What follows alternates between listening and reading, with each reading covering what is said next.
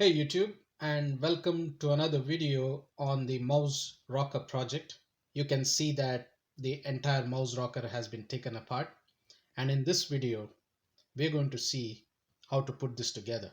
So let's get started.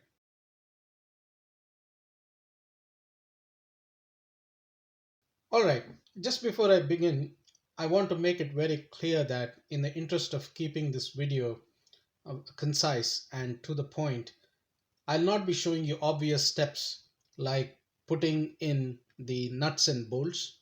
That's because it's obvious that these are pretty simple steps, and I don't want my audience sitting through fast forward videos of watching me putting the nuts and bolts together. And therefore, I'm going to be talking about only the important steps that are required for us to get the mouse rocker up and running. So the next couple of parts that we are going to look at are the rocker arms themselves. They are mirror opposites of each other. So one of them is marked in red, and this is the arm that is actually driven by the servo. Its opposite counterpart is just the follower. It goes on the opposite end and then follows the driven arm from side to side. I have fused a few brass inserts into the rocker arm so that I can mount the tray flush with these arms without much of a gap.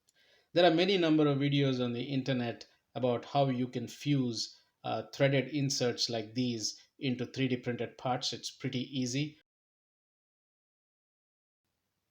In this part of the video, we'll be assembling the servo into its housing.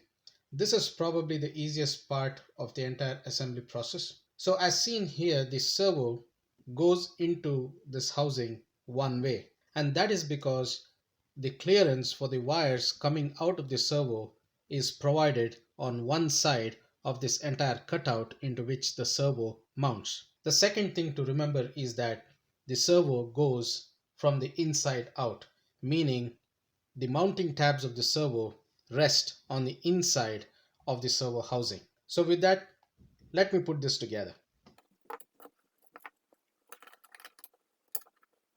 Now once we have the servo inside the housing, only a couple of screws diagonally will be enough to hold it in position.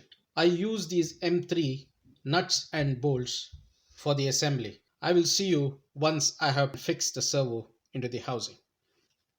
And here we go. I have actually attached this servo to the housing with the help of a couple of M3 nuts and bolts. Next, we'll be putting the servo horn coupling together. So the next thing that we're going to assemble is the servo horn coupling. As I mentioned before, the function of the servo coupling is to provide a more positive drive between the servo and the rocker arm. Here is the original servo coupling that I have on my mouse rocker, but because of the fact that this is all white in color, the lighting conditions are not optimum for me to demonstrate this with this color. So for the purposes of this video, I have printed another set in black, and I have highlighted some sections so that it becomes easy for the audience to follow the assembly on video. This is the servo adapter disc. The reason it's called the servo adapter disc is because on one side it holds the servo horn. This is the servo horn I'm using, and one side of the adapter disc holds the servo horn snugly. The other end of it is the one that mates with the rocker arm. Now this rocker arm has got the same profile on the end of its shaft that is on the end of this adapter disc. So finally, when this entire thing goes together, the rocker arm meshes with the coupling on this side via this profile that we see here. Now switching back to this side, the horn is actually held on to the adapter disc by the adapter flange. The section that's highlighted in white is the one that actually matches exactly with the profile of the adapter disc on this side and then holds the servo cross together.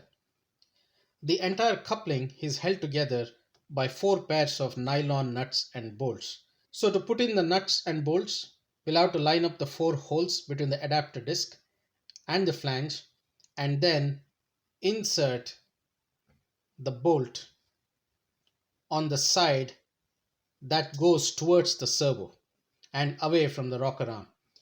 So I'm going to put in each of these,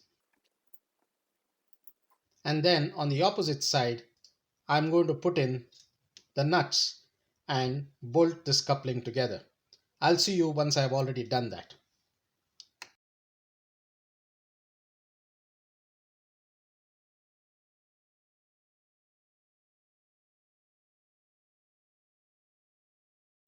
And here it is.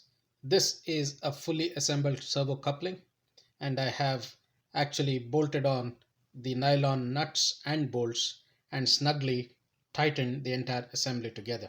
So the next thing for us to do would be to assemble this coupling on the servo shaft.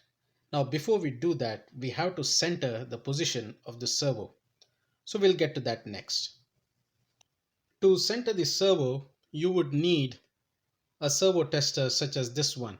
These are pretty inexpensive and available online, and these will help you center the servo or control the servo in general without having to write code. Before we begin the process of centering the servo, I have used an alternate horn which comes with this servo, and what I have done to aid the process is to color one of the ends with a red dot. So this will help us identify the movement of the servo horn.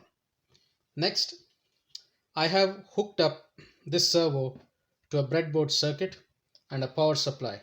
Now there are many number of videos on the internet on how to hook up a servo tester, and I'm not going to replicate that here.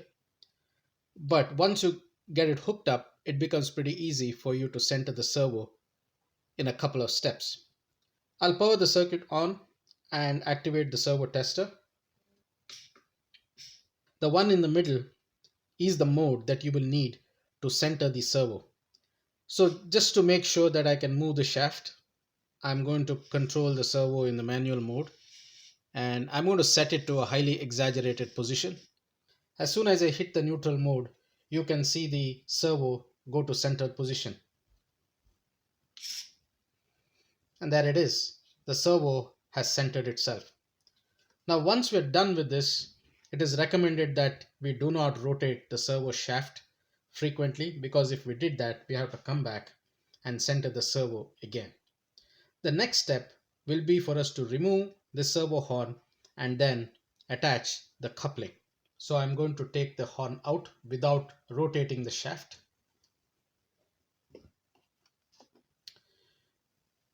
And this side of the coupling is the one that actually goes onto the servo shaft.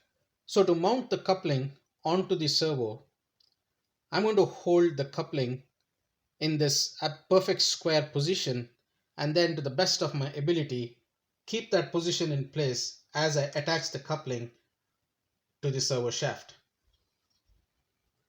Now that I have mounted the coupling to the servo, it should become easy for me to take the coupling out and put it back together, just in case. So for that, what I'm going to do is I'm going to mark the position of the servo coupling on this shaft for convenience. So now with this position marked, I can take the coupling out and put it back in the same position without disturbing the angular position of the servo shaft. The next step is for us to attach the entire servo housing assembly to the body. I'm going to quickly cover how I install the bearings on either ends of the frame. So it's a pretty easy exercise, but please make sure that you clean the holes properly using a tool such as this one here. So what I do is, instead of trying to press the bearing into the body, I press the body into the bearing. So I put the bearing down and I try to keep it square. and just press it in. And now you can see that it easily mounts flush with the body. So all you got to do now is to repeat the process on both sides. In this part of the video, we'll be attaching the servo subassembly with the main frame of the mouse rocker. At the same time, we will be putting together the rocker arm that is driven by the servo.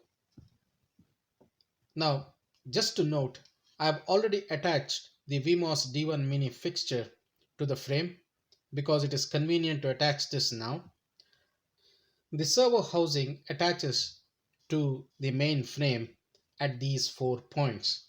This is an enhancement that I made in the design because it will be easier for us to put this thing together and take it apart. Now, the best way to actually bring all of this together very easily is to insert the M3 nuts into these 4 holes first. Once you press these nuts in together, you can actually screw the bolts on from the opposite side. Before we do that, I'm going to now take the rocker arm and couple it to the servo coupling. Again, it is recommended that you do not turn or disturb the position of the servo shaft because we have already centered it. Alternately, you can move this arm to bring the rocker arm and the coupling together.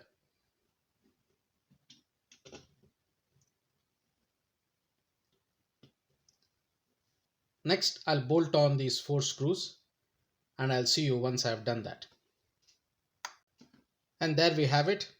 The servo housing has been attached to the main frame of the mouse rocker, and the mouse rocker arm is also coupled to the servo coupling.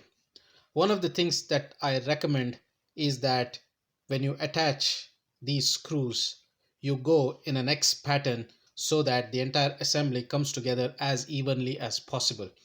The reason being there might be slight variations in the servo that you have, and also based on the accuracy of the 3D printed parts, there may be some variation on how these parts will fit together. So therefore, just make sure that you tighten these evenly in an X pattern.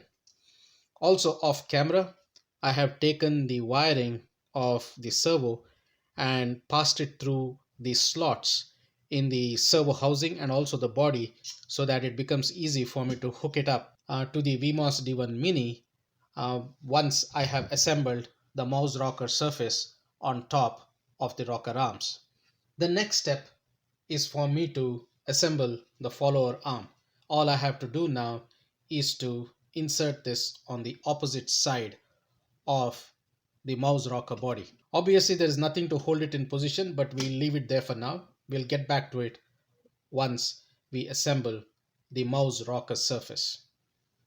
Next, I will be bringing the rocker arms and the mouse rocker surface together. One of the things that you will have to remember is to make sure that you put in the bolts on the mouse rocker surface in the same position as the threaded inserts in the mouse rocker.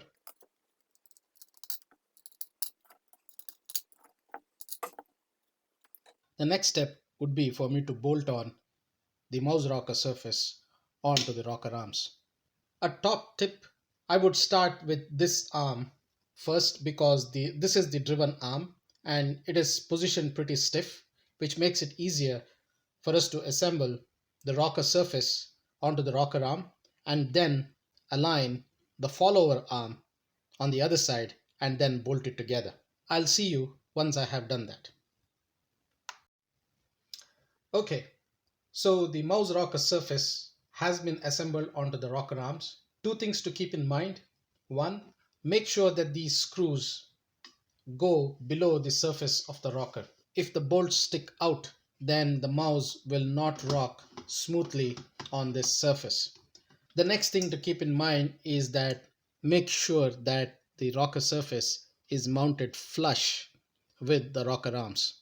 If not, you're going to see that you're going to have a lot of trouble when you adjust the rocking angle when flashing the code. one thing that I want to point out is that I have gently bent the pins on the ESP8266 to one side because I do not want the wires standing upright and interfering with the rocking mechanism. The next step for us is to flash some code into the ESP8266 and tune the angles the way we want it. Optionally, if you think that the mouse rocker is making a lot of noise, what you can do is actually put a couple of soundproofing pads on each end before you adjust the angles. The last thing, guys, is to follow my instructables.com page to download the code and get the mouse rocker working. That's pretty much it for this video series, and I hope you have fun making one of your own nifty little mouse rockers.